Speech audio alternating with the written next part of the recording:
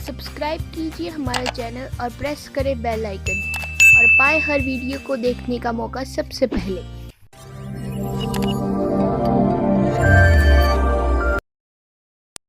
इस तन सरा में जीव मुसाफिर करता रहे दिमाग रे, रात बसेरा कर ले डेरा चले सवेरा त्याग रे। ये सारा जीवन एक रात्रि है, इसमें हम ये सौपन देख रहे हैं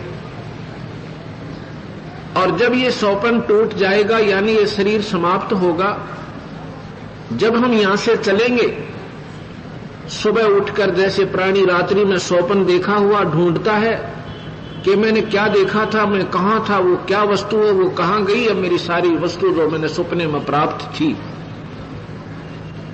तो देखता है कि वो कुछ नहीं था, ये तो वैसे ही मेरा भ्रम था। ऐसे ये सौपन देख रहे हम। जब ये सौपन टूटेगा, जब हम ऊपर चलेंगे, तब हमें याद आएगा कौन था मेरा बेटा और कहां थी मेरी कार, वो कोठी। तो ये सोचेगा ये तो वैसे भूल भुलैया थी, कुछ भी नहीं था अपना।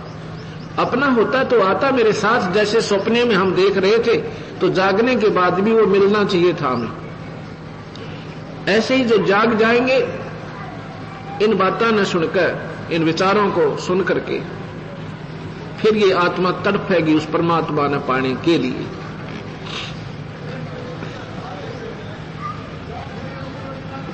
फिर कहते हैं कि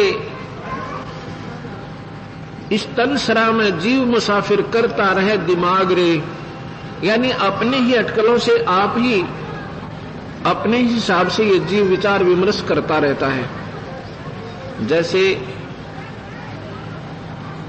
आप रोजाना पेपरों में भी पढ़ो और वैसे भी कहीं रिश्तेदारी में कहीं ना कहीं आपको जरूर सुनने को मिलता है कि वहां पर एक्सीडेंट हुआ, इतने व्यक्ति मारे गए।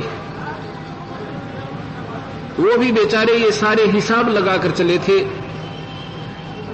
कोई व्यापार में जा रहा था, कोई रिश्तेदारी में, कोई बच्चे के अपने बच्चों के संयोग जोड़ने के लिए रिश्ते के लिए जा रहा था और रास्ते में एक्सीडेंट में समाप्त हो गई। अब ये विचार करना है, जितने भी हमने अपने हिसाब लगा रखे थे वो व्यर्थ रहे और ये जीवन भी चला गया। जो कार्य था हमारा वो फिर भी अधूरा रह गया।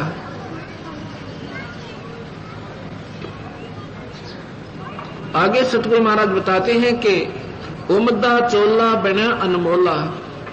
ये शरीर एक बहुत ही अनमोल वस्तु है, इसकी महिमा से हम पूर्ण रूप से परिचित नहीं है। हमने तो बस ये इसका मान रखा है कि बच्चे होंगे, अब इनको पालन करेंगे और फिर इनका ब्याह कर देंगे, विवाह करके फिर अपना जीवन सफल हुआ। भगवान इनको संतान दे, फिर हम बेशक मर जाएं, कोई दिक्कत नहीं। ये तो आप सोचो तो भी होना है, ना सोचोगे तो भी होना है, क्योंकि ये तो आपका संस्कार प्रारब्ध है, इसको कोई फेरबदल नहीं कर सकता। ना ये आपके चाहने से होगा, ना आपके करने से होगा। इसके लिए करवाने का मैटर हमारे अंदर पहले ही परमात्मा ने फीड कर रखा है। उसके आधार पर ये अपने आप कठपुतली चलती रहेगी, इसके बस की बात नहीं है। संतान हमारे चाहने से नहीं हुई, ये कोठी और बंगले कार हमारे चाहने से नहीं हुई, ये पिछले किए हुए संस्कार आज आपके फल रहे हैं और यही फलेंगे जब तक हम पूर्ण संत की शरण में नहीं आएंगे। जब तक हम किसी संत का आसरा पूरे संत का नहीं लेंगे, तब तक हम केवल अपने प्रारब्ध का भोग ही भोग रहे हैं। जब हम संत शरण में आ जाएंगे तो उस समय हमें अपनी क्रिया भी बदल दी जाती है संत के माध्यम से हमारी, और फिर हमारे संस्कार भी बदल जाते हैं